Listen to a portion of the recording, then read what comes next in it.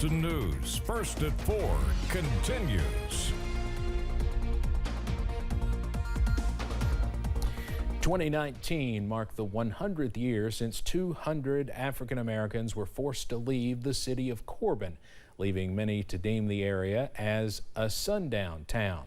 But on this Juneteenth, one group is working to change the narrative in Corbin and other parts of Appalachia. The Sun Up initiative was created in 2018 to help shed light on racial injustices that took place in the area many years ago.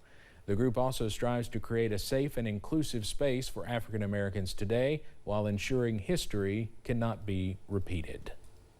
And so rather than sweeping these stories and these people's lives under the rugs, to actually learn about the history of African Americans in this area and appreciate and acknowledge contributions of, everyone.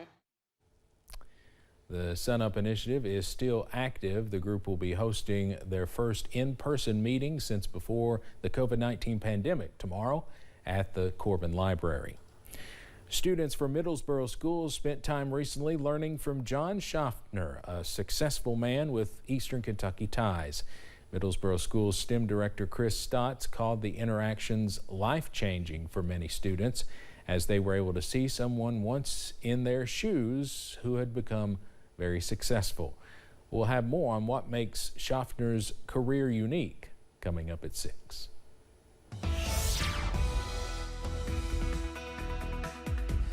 We are still watching out for showers and storms across the mountains into this evening. No severe weather, but some of the rain could be a little bit heavy in some places. As you can see, spotty showers continue, mainly north of the Mountain Parkway now over portions of Morgan County into Rowan County, also into Elliott County as well. A heavier shower and thunderstorm just to the north of West Liberty near Wrigley now in northern Morgan County. Also over the far southern tip of Lawrence County, far northern tip of Martin County, a heavier shower there near the Kentucky and West Virginia border. Also tracking more heavy showers now in Wayne County, also in Pulaski County. Like I said, no severe weather, but some heavier showers and possibly a few thunderstorms cannot be ruled out into this evening.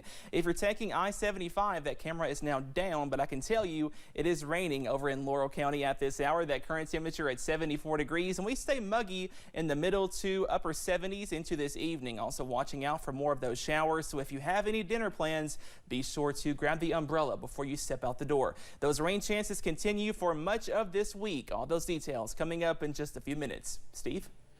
All right, Cameron, thank you. The closing of Interstate 95 in Philadelphia is turning out to be a challenge, not only for shipping and transportation in the Northeast, but for people who live there. Ross DeMatte spoke to some folks about it. This was the scene at Sharky's Grill and Ale House on State Road on Sunday night. A whole lot of open tables and an empty patio after employees say a lot of people canceled on their reservations. Less than a mile south of there on State Road, it was a similar story at Curran's Irish Inn.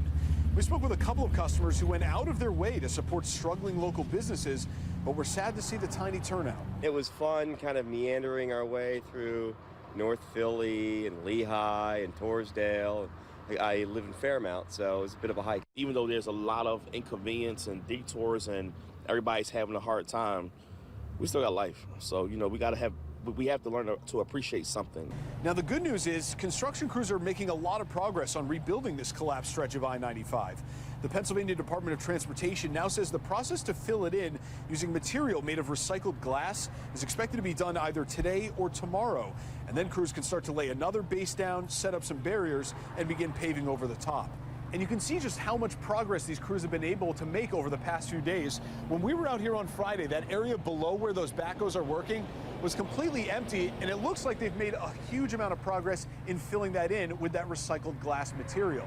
And maybe the best news to come out of the weekend is that Governor Josh Shapiro and President Biden were out here touring the site for themselves and announcing that they think the temporary fix, they're building a bridge on top of I-95 as a temporary solution. They expect that work to be done in about 2 weeks' time before July 4th. And hopefully then some of these businesses can get back to normal. In Northeast Philadelphia, Ross DeMatte for CBS News Philadelphia. Well, in Kansas, state investigators are trying to find out who sent several state lawmakers and other public officials mail with a suspicious white powder. The KBI says more than 100 letters containing the powder have been reported. Rebecca Gannon spoke with a state senator who says she received one of those letters. Kansas legislators that are Republicans are being targeted. Senator Molly Baumgardner received this letter. There is some message. The message is somewhat unclear, but it was intended to be threatening. The message reads, in part, "It is important not to choke on your ambition," and it's signed, "Your secret despirer." Included in this letter was a white powder. Roughly 30 Kansas lawmakers around the state received something similar. All of them so far have been Republicans. And now the Kansas Bureau of Investigations has to respond to each one. We're using our finest resources and it's being squandered because someone or a group of people are very deliberately trying to make a point. And check out the return address. Whoever sent this, spent the time to look up addresses. It now appears that return addresses aren't for actual individuals, but they are actually addresses for churches. So now, every one of the 165 lawmakers in Kansas are on alert.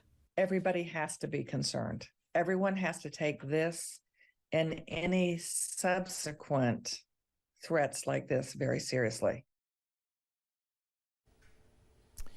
The Kansas Bureau of Investigation sent out an update saying the powder does not contain any concerning biological agents. States are accelerating efforts to block Chinese purchases of United States agricultural land. A growing number are considering legislation to ban sales to so-called foreign adversaries. 8 states already have such laws. Advocates say the United States needs to protect its food supply and military bases, while critics worry about discrimination. Less than 1% of foreign-owned farmland in the United States belongs to Chinese investors. Due to rising temperatures and climate change, the beer industry in France has been under pressure to cut back on how much water it uses in the brewing process. CBS's Riley Carlson reports from London. From brewing to bottling, making beer uses a lot of water. At the Castellan Brewery in France, 13 gallons of water are used for every 2 gallons of beer. But the company wants to find ways to use less by the end of the year. It's invested thousands in an automatic washing system to monitor how much water is used. At the Malteries Soufflé in Strasbourg, they're hoping to reduce the water use to steep and germinate grain by 30% before 2030, even if they have to look for new crops. We want to ensure we have new varieties that will be able to absorb water more easily, the managing director says, and therefore use less in the process. After a dry winter in France, many fear the country could see a second year of record drought, and industries that rely on water know they need to find ways to conserve. I think it's the case for all industry, all farmers, and even the general public, says this sustainable developer. The issue of water is becoming of paramount importance to help keep taps like this from running dry. Riley Carlson, CBS News, London. Brewers say they would also like help from government officials to allow them to reuse treated water in the process, something that is currently not allowed in France. In Richmond, Virginia, their animal care and control will be closed for 2 weeks. That's after canine flu was discovered in their facility. The shelter says one of its dogs tested positive for canine flu, and many more of the shelter animals are symptomatic. This strain is one that can also be passed to cats. It is a development that will temporarily change the way the shelter is able to help that community.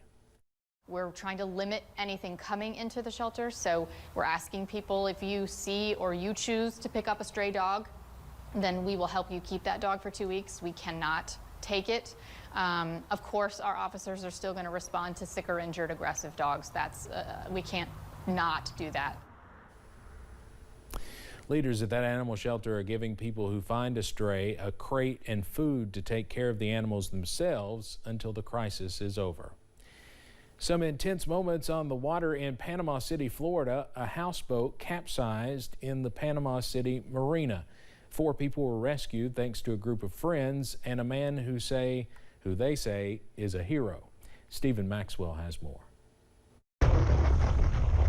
A dramatic rescue caught on camera. Travis Brady and 2 of his friends were fishing for red snapper in the Panama City Marina Friday morning. That's when the weather took a turn for the worse. Within 15 minutes, we were in, 5-foot, 6-foot waves. As they were calling it a day, heading back to land, they saw this boat oh my God, going adrift. That boat, look at that thing, is gonna capsize too. We went out ourselves, tried to assist with their rescue efforts. Okay, looks like they've got somebody. The boat capsized, debris scattered across the water, and then a man in another boat jumped into action.